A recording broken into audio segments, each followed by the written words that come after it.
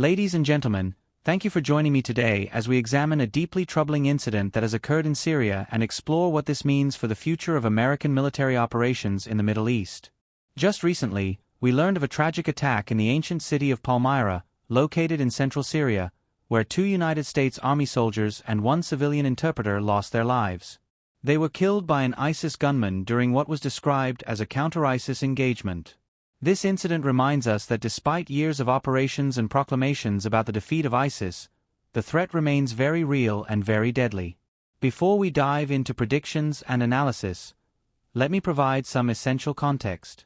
Palmyra is not just any location.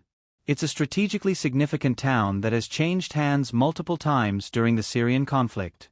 The city sits at a crossroads of major highways connecting different parts of Syria, making it valuable both militarily and economically. ISIS once controlled Palmyra and used it as a base to launch operations across central Syria. The fact that ISIS fighters can still conduct deadly attacks in this area tells us something critical about the current security situation.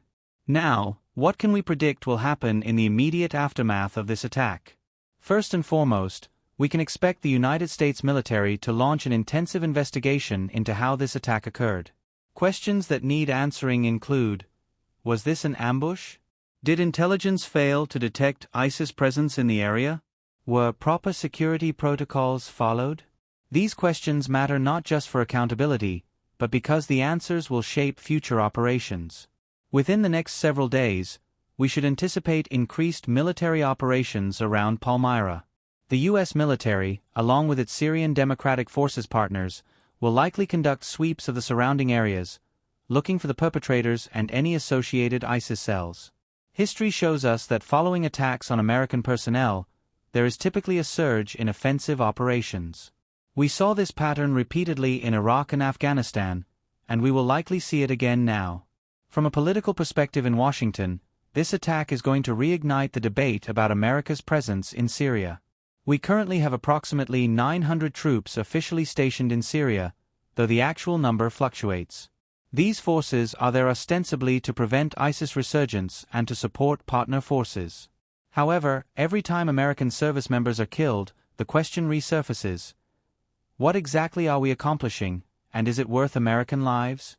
We can predict with reasonable certainty that members of Congress will demand briefings from the Department of Defense and the State Department. Some lawmakers will use this incident to argue for withdrawal, claiming that our mission in Syria has no clear endpoint and continues to put troops in harm's way without a defined strategic objective. Others will argue the opposite, that this attack proves ISIS remains a threat and that withdrawing now would allow the terrorist organization to reconstitute itself fully. The family members of those killed will, understandably, be asking why their loved ones were in Syria in the first place. This personal tragedy will fuel broader public discussion about America's ongoing military commitments in the Middle East. Public opinion polls have consistently shown that Americans are weary of endless wars, yet here we are, still losing service members in a conflict that most Americans have largely forgotten about. Looking at the international dimension, this attack will likely affect the complex web of relationships in Syria. Turkey, Russia, Iran, and various Syrian factions all have interests in the region. The United States maintains an uncomfortable position, operating in Syria without the permission of the Syrian government, justified by the ongoing fight against ISIS. This attack could embolden those who argue that American forces are there illegally and should leave. Russia, which supports the Syrian government, may use this incident to pressure the United States diplomatically. We can expect Russian officials to express pro forma condolences while simultaneously suggesting that American withdrawal would bring stability to the region. Iran, which also supports the Syrian government and has its own forces and proxy militias operating in Syria, will be watching carefully to see how the United States responds. From ISIS's perspective, this attack serves multiple purposes. First, it demonstrates that despite being territorially defeated, they retain the capability to strike at their enemies. This is crucial for their recruitment and propaganda efforts. ISIS survives not through holding territory, as they once did, but through maintaining the perception that they remain a viable fighting force. Killing American soldiers and publicizing it serves this purpose perfectly. Second, ISIS wants to provoke an overreaction. If the United States responds with heavy-handed tactics that result in civilian casualties, ISIS can use that in their propaganda to recruit more fighters. This has been their playbook for years. They attack, hoping for a disproportionate response that alienates local populations and drives them toward extremism. Now let me address what this means for the interpreters and local civilians who work with American forces. The death of the civilian interpreter in this attack highlights the enormous risks taken by local individuals who choose to support American operations. These interpreters are often seen as traitors by extremist groups and face threats not just to themselves but to their families. This attack will likely make recruitment of local support more difficult going forward, as potential interpreters and collaborators weigh whether the compensation and promised protection are worth the very real danger they face. Looking ahead to the next several months, we need to consider several possible scenarios. In the first scenario, the United States maintains its current force posture in Syria, perhaps with slightly enhanced security measures. Operations continue much as they have, with periodic clashes with ISIS remnants. This represents continuity, but it also means accepting a certain level of risk and ongoing casualties. The second scenario involves a gradual drawdown of American forces. The new administration, facing domestic pressure and questioning the value of maintaining troops in Syria, could decide to reduce the footprint systematically. This would be accompanied by increased reliance on air power and special operations raids launched from outside Syria. The risk here is that it creates a security vacuum that ISIS or other extremist groups could exploit. A third scenario, though less likely, involves escalation. If intelligence suggests that this attack was part of a larger ISIS resurgence, the United States might temporarily increase troop levels and launch a more comprehensive offensive against ISIS cells across eastern and central Syria. This would require significant political will and would likely face opposition both domestically and internationally. There is also a fourth scenario that we must consider, which involves regional spillover. Syria does not exist in isolation. ISIS has affiliates and connected groups in Iraq, and instability in Syria often affects Iraq and vice versa. This attack could be a sign of increased coordination between ISIS elements across the border, which would require a more comprehensive regional approach rather than treating Syria as a separate problem. The strategic question that American policymakers must grapple with is this: what does success look like in Syria?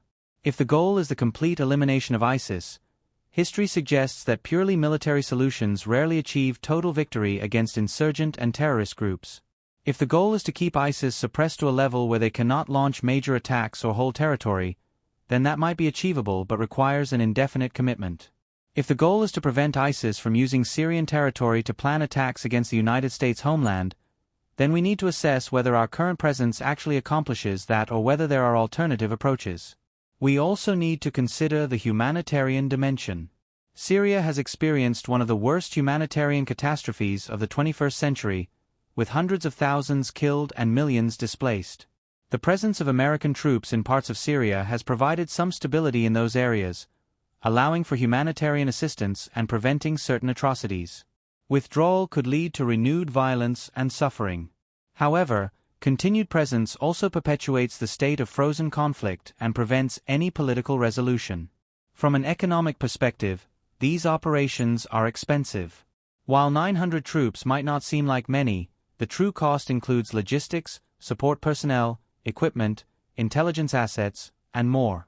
Every dollar spent in Syria is a dollar not spent elsewhere, whether on other defense priorities or domestic needs. Policymakers will need to weigh these costs against the perceived benefits. The diplomatic implications are also significant. America's credibility with its partners depends partly on its willingness to maintain commitments.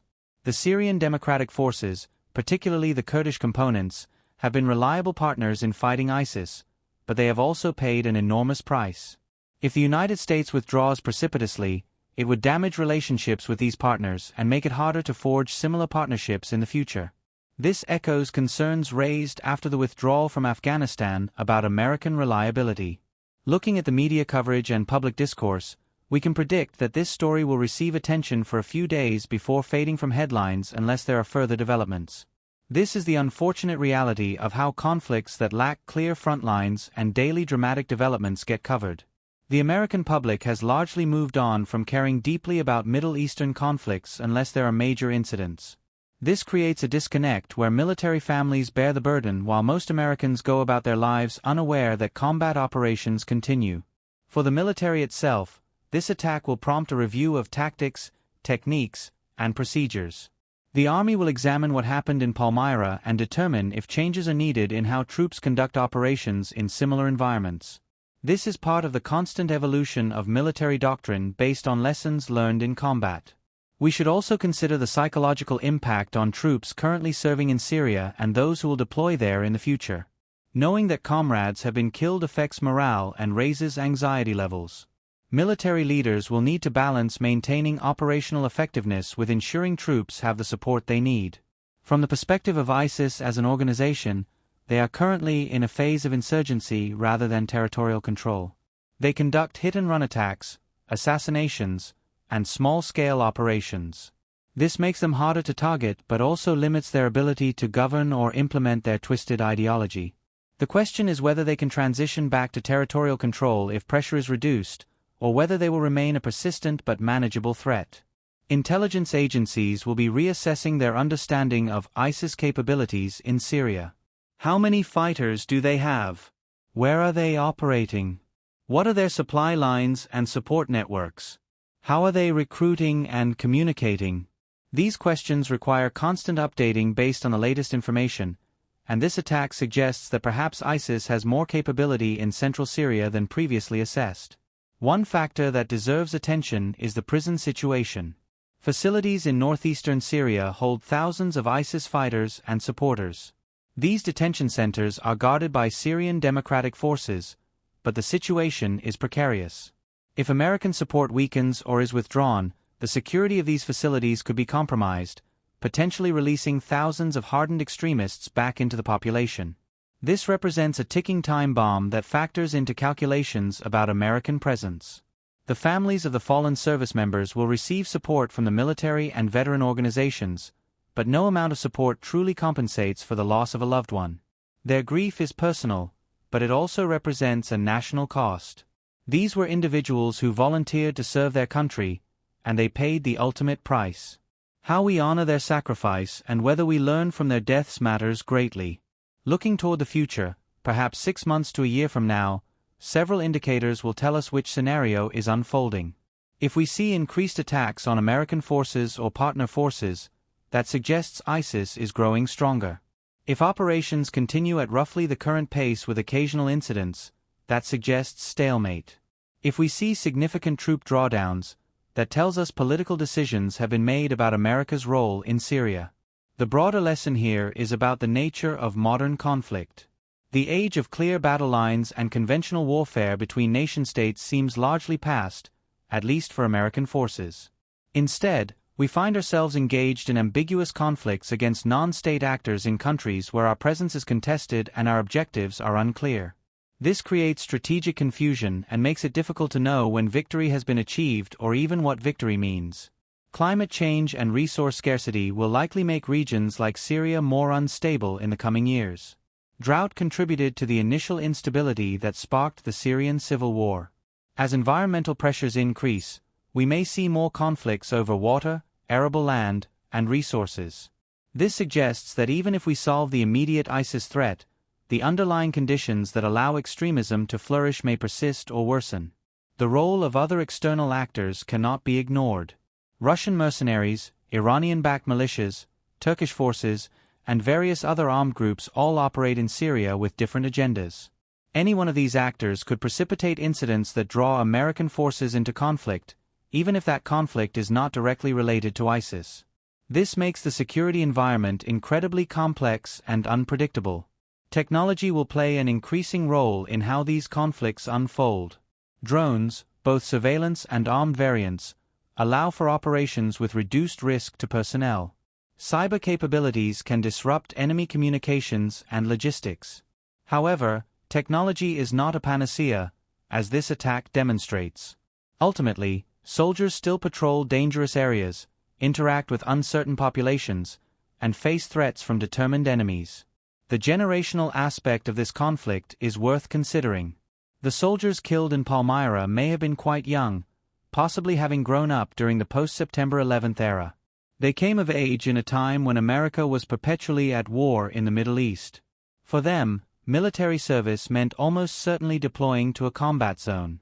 Future generations of service members will decide whether they want to continue this pattern or whether they demand clear objectives and endpoints before committing to military action. In conclusion, this tragic attack in Palmyra represents far more than just a single incident. It encapsulates the challenges, contradictions, and costs of America's ongoing involvement in the Middle East. We can predict increased military operations in the short term, renewed political debates about our presence, complex diplomatic maneuvering, and difficult decisions about the future. The families who lost loved ones will grieve.